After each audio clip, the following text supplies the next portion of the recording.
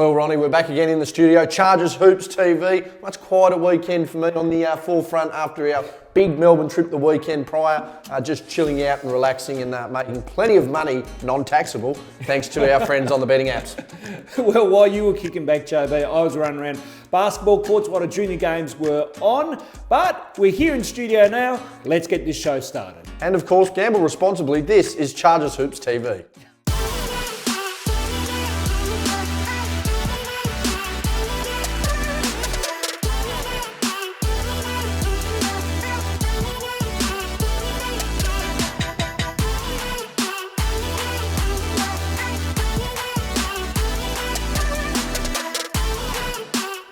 Well, JB, Bendigo were in town on Friday night, and what were your thoughts on the game?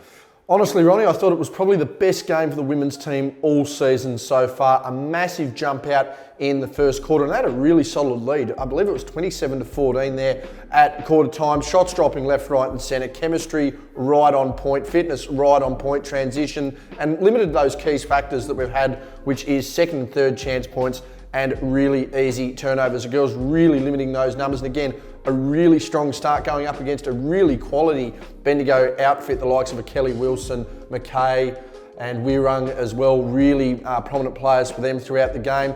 Unfortunately for the girls, just a lapse in that second quarter is probably what ultimately cost them a game, but again, started really fighting in that second and third term. Towards the end there in the fourth quarter, tried really hard as well. Unfortunately, couldn't get the job done, but Coach Dwayne Davey has to be happy with the way his girls played and the way the team played as well. On the opposite side for Bendigo, Bendigo, a top three team, a genuine championship contending team. So to see the Hobart girls play really, really well and play really, really strong going up against that team, that's a big tick in the box in the progression stakes there. Again, just that small lapse in concentration in the second and third periods cost them a little bit, but great to see some of our young talent, particularly to see Zoe Banks and Kelly Wilson really going at it and, really seeing, what has been the status quo for guards in this league and Kelly Wilson taking on the future of a Zoe Banks. That was great to see. Angie Tompkins playing well. Paige Bradley getting her legs fully under her again this week, which was great to see. Kylie McCauley contributing as well. But unfortunately, as mentioned, the girls unable to get over the line, going down by 15, 87-72. And after the game, we caught up with head coach Dwayne Davey. Let's check that interview out now. Really pleased. I mean, obviously not happy that we lost, but that's the best game we played so far. The way we started the game was exactly what I asked the girls to do. I guess we played against a really good team, and we had to make sure that if we were going to win that, we had to play that way for 4 quarters. We just weren't quite there. Just keep taking those steps forward. Irrespective of who we play, we just want to keep improving, and we're confident that if we keep doing that, the wins are going to come. We just got to stay patient and stick to the process. And as a rebuilding team, that's just the way of the land, I guess. So we've worked really hard to, I guess, make those changes to get change the culture and I guess get the girls in the right mindset and prepare them to play. And we can see that that's working. We haven't got much to show in the wins column yet, but we feel like we're heading in the right direction. Also after the game, we caught up with Chargers veteran Kylie McCauley. Kylie's had a great month of basketball. Let's hear what she had to say. Yeah, we did a great job. We missed a few shots in the last quarter where they didn't miss those shots just through their experience. They've got, quality WNBL players that were able to hit those shots, and we're just still learning to play together. Angie and Paige, they're amazing to join our team, so I'm excited for the next few weeks. It really is exciting. Like right back in December when we first started pre-season, it was a pretty direct message to the group that we were working on hard work and effort, and that was what we were going to base our game on. And really most of the season we've done that. We've had a couple of games where we've probably slipped, but now we've got our full team out there rolling. Like, it's exciting for the next couple of weeks what we're going to be able to do and hopefully get a few wins on the board and see what we can do. Like, it's unmeasurable, and training against such skilled players as well in Angie and Paige, and even Alex Finlayson back out there training and stuff like that. They're tough, they're fast, they are knocking down shots at training, they're boxing me out. So training against us and then stepping out on the court, whether it's 5 or 10 or 15 minutes, like, you just learn so much as a kid with that. So I'm excited to watch these girls over the next few years. Also in studio, we were able to catch up with Chargers import Paige Bradley. Paige has been great so far. Let's hear what she had to say. back at Chargers Hoops TV, and in the studio we have women's import Paige Bradley with us. Paige, great to have you in studio. Thank you. Happy to be here. Paige, how are you settling into Hobart and the conditions around it? So far, it's been really nice. Everyone has been really welcoming, and I feel like it'll be a good time here, a lot of fun. Of course, fresh off the plane, essentially 24, 36 hours into Hobart, into uniform, into the game. How did you feel you went, and how was the body going, you know, with so little rest time and quick turnaround into the game? The first day and the game was a little tough, but it was nice to get my legs loose again. I think 1 week with practice and the girls and the team will be a huge help, and I'm excited to get back on the court on Friday. You previously played in Luxembourg. How was that experience for you? It was good. Similar here in the sense that we had two foreign or Americans on the team, and you know, we also had a lot of young girls there. I'm hoping that I can give some experience to the team and help them out in that way, and similar that I did in Luxembourg. So. Of course, college career in Denver. You've played throughout Europe as well. What are you able to bring from, you know, various backgrounds of basketball and bring to this team for this young core group as well?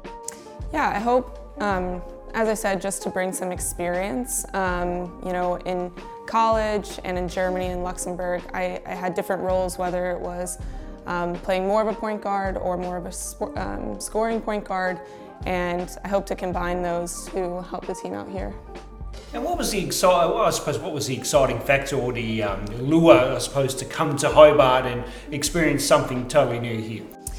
Yeah, it was always a dream of mine to come to Australia and play. I had a contract when COVID hit and everything got canceled, so I feel like I've just been waiting my turn, and here it is. And Hobart is beautiful, Tasmania is beautiful.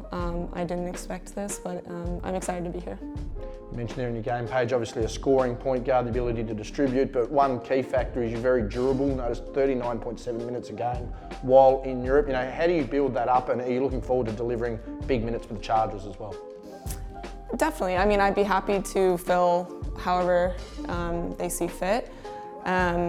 In Luxembourg, I think it was a little bit of a slower game, so it made those minutes possible. But I do like the fast-paced game, and I'm excited. It's what I'm used to previously with Germany in college, and yeah, I'm excited to play that faster pace and see, what comes from it. And Paige, do you still have aspirations to get to the highest level that you can within your professional career? Obviously, we have the WNBL here in Australia and the WNBA over in the States as well too. Is that still a goal for you? I think, right now I'm 28, and I've enjoyed, several countries. I thought I would be at more at this point in my life, but I think I enjoyed them so much that the situation is really what matters to me, and it's about the experiences, and if that opportunity comes along, I wouldn't hesitate. I think I'm just continuing to see where it takes me. Always great to have the stars of the Mackay Timber Hobart Chargers in studio for Chargers Hoops TV. Paige Bradley, thank you for joining us. Thank you for having me.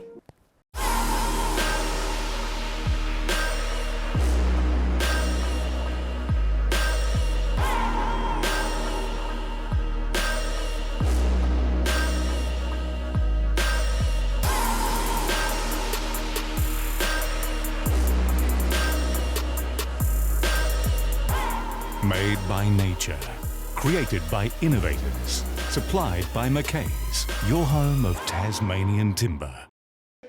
And of course, following the women's game there, Ronnie, the men in town as well. Bendigo Braves, Hobart Chargers men. Big clash for the men, crucial for Bendigo. How did you see it fold out? Well, it was a crucial win for the Hobart Chargers, but a very scrappy affair as well too. Very lacklustre effort in stages, and head coach Anthony Stewart will take a win, but he won't be happy with how the team performed either.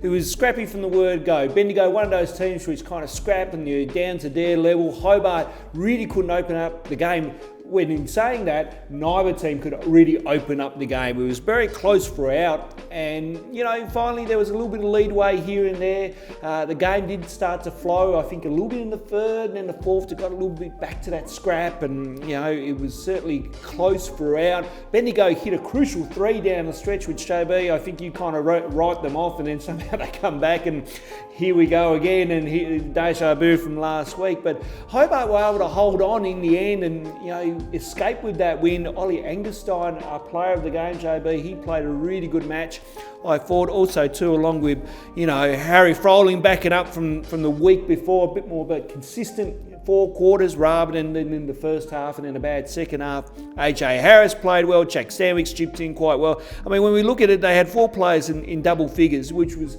again, a good spread of scorers. But the intensity and the effort lacked at times and allowed Bendigo to make a run in that game, and Hobart nearly let that one slide. But as we said, a win's a win. They'll take it, with the final score being 77-73, but Anthony Stewart will still not be happy with how his team performed on that game.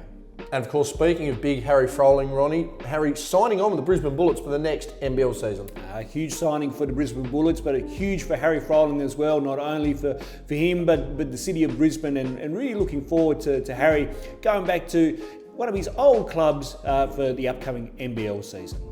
From everyone here at the Hobart Chargers, we'd love to wish Harry all the best for the upcoming season. Of course, speaking of Anthony Stewart, wasn't happy with the win, you would suggest, Ronnie. We did catch him after the game for an interview.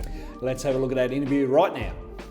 Yeah, it sort of makes up for a little bit last week, but I mean, we've always prided ourselves on winning home games, and to the credit of the guys, like AJ fouling out with about 4 minutes to go, a couple of points down, we could have thrown it in, but I think Jack Stanwick's, I mean, we've been saying it for 2-3 years, he needs to step up, and tonight he really came out and did a really good job. It's tough. It's really an in-between where you're trying to develop, but you're also trying to win a championship. And I think 4-3 now. We expected to probably get to 4-4 with this group before the break. So we'll roll the dice next week and hopefully have a big announcement next Wednesday or Thursday, and have an additional player next week from the Jack Jumpers.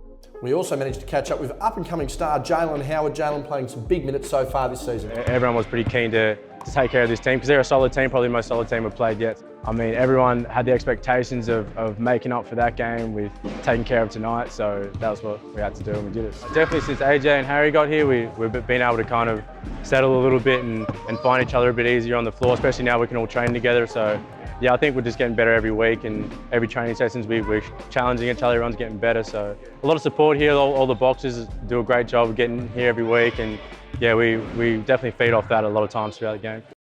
Whatever part of your home you want to improve, Clennett's Mitre 10 has everything you need to get the job done. A wide selection of indoor and outdoor plants and pots, paint for every style and every project, complete DIY kitchens and bathrooms, and all the tools you need for the job. The local Clennett's team know their huge range inside and out, so you'll get the right advice and the right product every time. Clennett's, mighty helpful Mitre 10. Back here in the Chargers Hoop studio, and it would not be possible without our great sponsors for season 2022, McKay Timber, Gap, and of course, Ronnie, your favourite app, the What's On app. Yes, JB, I've been looking for the app currently right now. I'm just booking my long weekend. We get a long weekend off, and I'm going to go see Tripod at the Funeral Royal, so get around it. Get about the What's On app. At Wilson Homes, we've been building the Australian dream for over 30 years. And today, this purpose is more important to us than ever before. That's why we're going to keep building the homes that define our way of life. So don't lose sight of your dream, because we're going to keep building for you. This week, JB, we have another home game coming up against Casey. Yes, taking on Casey. They're going to be a big matchup here. Women's competition, you know, they're sitting that middle of the pack sort of area there, so they're a team that's really trying to push for the top 8. Of course, it's going to be crucial for them to come down taking on the Chargers. They're going to really want to get that win on Friday night, you know, keep the Chargers down. For our girls, it's going to be massive for them. You know, they're showing that really crucial improvement. They're wanting to take that step to get the win. Meanwhile, in the men, it's going to be another big match up there as well. Casey, you know, sort of lower level team as well, so it'd be interesting to see how they go. But the big crucial inclusion there is Jock Perry, the jack jumper. He'll be playing for Casey, and hopefully we potentially can really match that one up as well. See Harry and Ollie really bang down low with him. Of course, we have another game on the weekend, Ronnie, on the Saturday night. What's going on there? So Saturday night, JB, in the Coles Express NBL Wildcard Conference. Now, this involves the Basketball Australia Centre of Excellence. And the way this kind of works is, JB, that the top teams from the prior season, so that's the top 4 teams in the men's and the women's conferences, get invited into the Wildcard Conference. So Hobart, having a really good season last year in the men's competition, have got that invite into the Wildcard Conference, and they will take on the Basketball Australia Centre of Excellence on Saturday night at the Hobart Netball and Sports Centre at 8 o'clock. Now, the Wildcard Conference is also another way of trying to make it through to the National Championship weekend as well too. So whoever finishes on top, and it's a points percentage style format in that conference, will get that qualification to go through. So it's a little bit of a different path, but a unique one as well too. But it's great to have the Centre of Excellence in the Coles Express NBL 1 season,